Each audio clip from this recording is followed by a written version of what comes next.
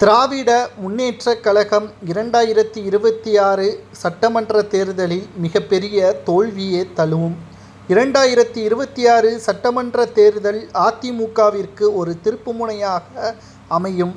505 வாக்குறுதிகளை கூறிய திமுக சொன்ன வாக்குறுதிகளை 20% கூட நிறைவேற்றவில்லை என்றும் எடப்பாடி பழனிசாமி அவர்கள் கூறியுள்ளார். அது மட்டுமல்ல, 3 ஆண்டுகளாக டெல்லிக்கு சென்று மோடி அவர்களிடம் தமிழகத்திற்கு வரக்கூடிய நிதிகளை பற்றி பேசாமல் அமலாக்கத்துறை அதிகாரிகளது ரைடை தொடர்ந்து எங்கே கோபாலபுர குடும்பமும் அமைச்சர்களும் கைது செய்து விடுவார்களோ அமலாக்கத்துறை அதிகாரிகளால் என்ற அச்சத்தின் காரணமாக மோடி காலில் விழுந்து சரணடைந்து விட்டார்.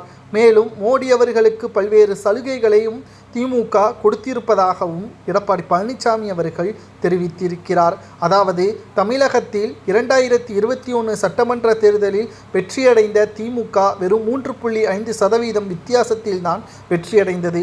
அப்பொழுது பாஜகவை கடுமையாக விமர்சனம் செய்தும், எங்களது கூட்டணி நிச்சயமாக ஆட்சியை அமைத்தால் தமிழகம் வடமாநிலங்களைப் போல் மாறிவிடும், சிறுபான்மையினர்களுக்கு பாதுகாப்பு இருக்காது என்று எடப்பாடி பழனிசாமி அவர்கள் கண்முன்னே பல்வேறு இடங்களில் பிரச்சாரங்களை மேற்கொண்டு திமுக ஆட்சியை கைப்பற்றியது என்றும் எடப்பாடி கூறியிருந்தார். தற்பொழுது எடப்பாடி பழனிசாமி அவர்கள் கூறுவது என்னவென்றால், சொன்ன வாக்குறுதியை திமுக நிறைவேற்றிவிட்டதா? தமிழகத்தில் சட்ட ஒழுங்கு மிக மிக மோசமாகத்தான் இருக்கிறது.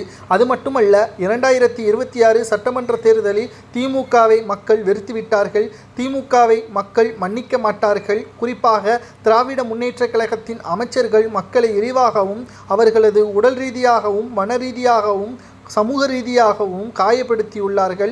ஸ்டாலின் அதை கண்டிக்காமல் வேடிக்கையும் பார்த்துள்ளார். தமிழக தலைமை டாஸ்மாக் முறைகேடு 1000 கோடி ஊழல் செய்யப்பட்டதை தொடர்ந்து அவர்கள் மீது நடவடிக்கை எடுக்காமல் உச்சநீதிமன்றம் வரை சென்று அவர்களை காப்பாற்றியது ஸ்டாலின் அவர்கள்தான். இதை மக்கள் ஒருபோதும் மன்னிக்க மாட்டார்கள். திராவிட முன்னேற்றக் கழகம் நிச்சயம் அழிவை நோக்கித்தான் செல்லும்.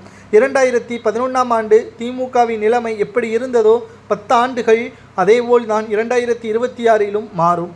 மீண்டும் அதிமுக ஆட்சியை அமைத்தால் உதயநிதி உள்ளிட்ட அனைவரையும் கைது செய்வதற்கான ஏற்பாடுகளை நாங்கள் செய்வோம் என்றும் கூறியிருந்தார் எடப்பாடி பழனிசாமி அவர்கள். தற்பொழுது திமுகவில் இருக்கக்கூடிய மிக முக்கியமான நிர்வாகிகள் அதிமுகவில் இணைய உள்ளதாகவும் தகவல்கள் கிடைக்கப்பெற்றுள்ளது. அனைத்திந்திய அண்ணா திராவிட முன்னேற்றக் கழகம் பாஜகவுடன் கூட்டணி வைத்தால் பாஜக அதிமுக தமிழகத்தை நாசமாக்கிவிடுமா என்று மக்களிடம் திமுக கூறி வருகிறது. நிச்சயமாக அது கிடையாது. வெற்றி என்பது அதிமுகவின் பக்கம்தான் என்று எடப்பாடி கூறுவது சரியா தவறா என்பது